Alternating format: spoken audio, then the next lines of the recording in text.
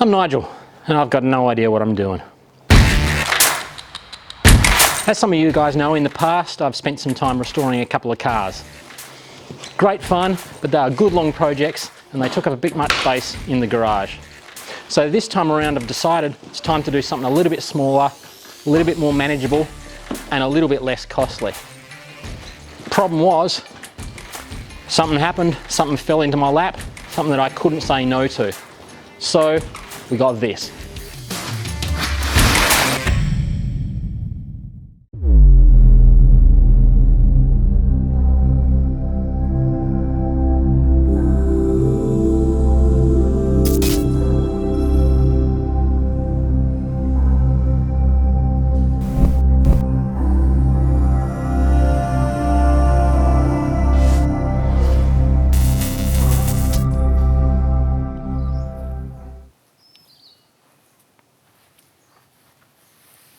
This is probably the closest I'll ever get to a barn find.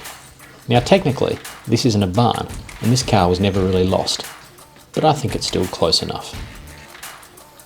The car is an imported 1989 Eunos Roadster. They were called MX5s here and Miatas in the US, but they're all the same car with only a handful of minor differences. The lofty aim for the morning was to get the car out of the shed under its own power. This required eviction of a disturbing number of little tenants and a substantial amount of tidying things up and checking that nothing important was missing.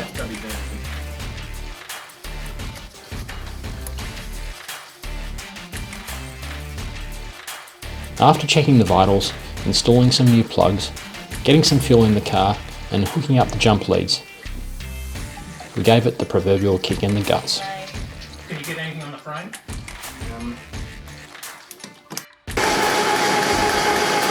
The thing is, sometimes you're the bug, and sometimes you're the windscreen.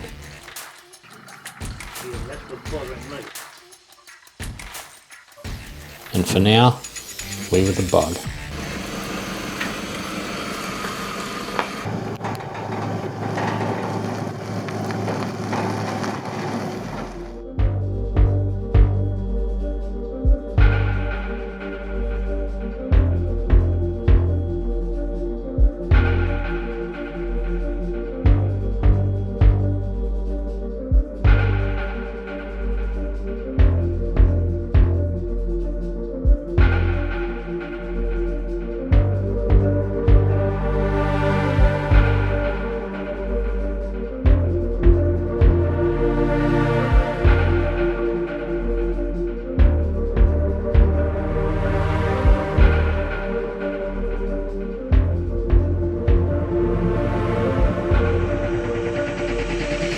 After getting it to the workshop, we quickly concluded the issue was the fuel pump, and after way more work than you would expect, we got access to the wiring and it showed one of those evicted tenants had left us a parting gift.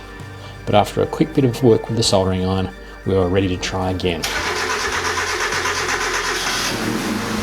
Now sometimes you're the windscreen.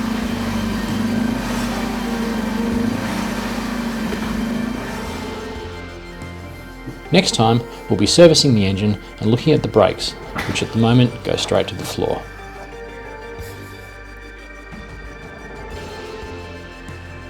I owe a debt of gratitude here to Patrick and Lynn.